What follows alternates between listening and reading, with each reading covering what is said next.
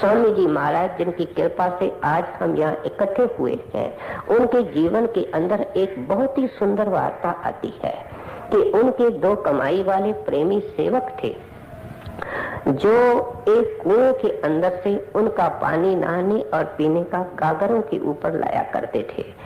और एक दिन क्या हुआ कि स्वामी जी महाराज ने प्रसाद बांटा और मौज में आकर के प्रसाद जब बांटा तो उसके अंदर चमार भी थे, दलित जाति के भी थे, ओछी जाति के भी थे, क्योंकि परमात्मा सबके अंदर, संतों के आंख में उनका नूर सबके अंदर नजर आता है।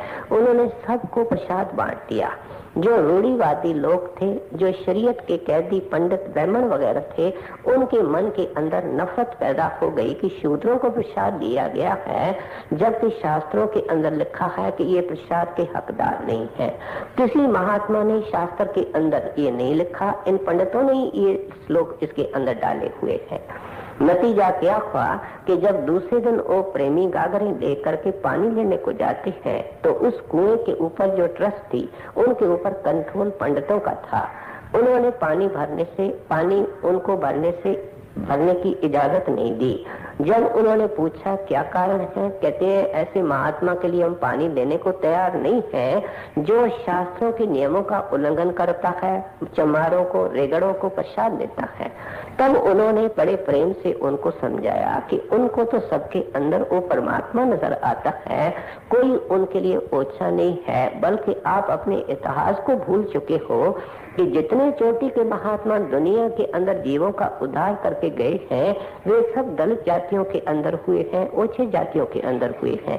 परमात्मा उनको सिखाना चाहता है कि मैं अपने प्यारे इन ओछी जातियों के अंदर भेजता हूँ ताकि हम इस जात के भिन्न भाव से निकल सके। लेकिन उन्होंने एक नहीं मानी, उनको लौटा दिया। हो सकता है कि चलते वक्त उन्होंने कुछ जोश से भी बोला हो। सत्संगी होता है और गुरुदेव की अवस्था अपनी होती है। जब गागरें खाली लेकर के आए तो स्वामी जी महाराज मुस्कुरा के पूछते हैं, क्यों भाई गागरें खाली लेकर के आए? उन्होंने सारा वृत्तांत सुनाया। वो दिलों के सहायक थे। कहते हैं उन्होंने जब आपको भरने नहीं दिया तो आपको वापस आना चाहिए था, उनसे कोई बहस नहीं करनी चाहिए थी।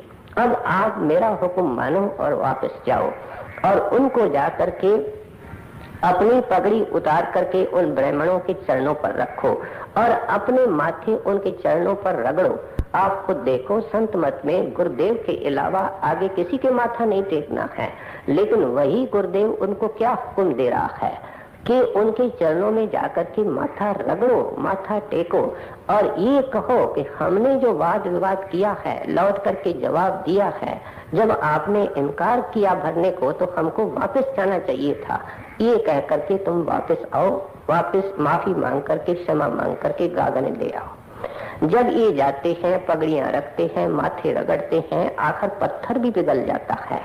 और उन्होंने सारी चीज उनके सामने, उनका व्यवहार देख करके उन पंडितों के आंखों में आंसू आ गए, क्योंकि आत्मा हर एक के अंदर है, परमात्मा हर एक के अंदर है।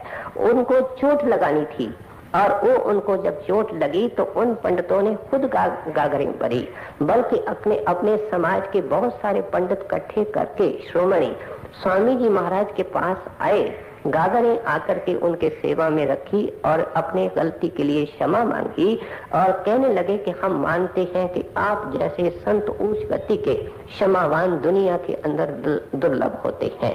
सो कहते हैं गंदे पानी को, गंदी चीज को हम गंदे पानी से कभी धो नहीं सकते हैं। जो कांटा तुम्हारे रास्ते में बोता है, कांटा क्या है? तेरा अपमान कर रहा है, उसकी तू इज्जत कर। तेरा नुकसान कर रहा है, तू उसका फायदा कर। जो तेरा मकान गिरा रहा है, उसका मकान बनाने की कोशिश कर। जब संतों की ये हम बात सुनते हैं, हमारा सिर चकराता है, क्या ये इंसान कर सकता है? लेकिन हो सकता है, संतों ने करके दिखाया है। सो इसलिए कहते हैं एक कर करके, इन असूलों के ऊपर चल करके, ऐसा बन करके ही इस नाजुक राह को तू पार कर सकता है।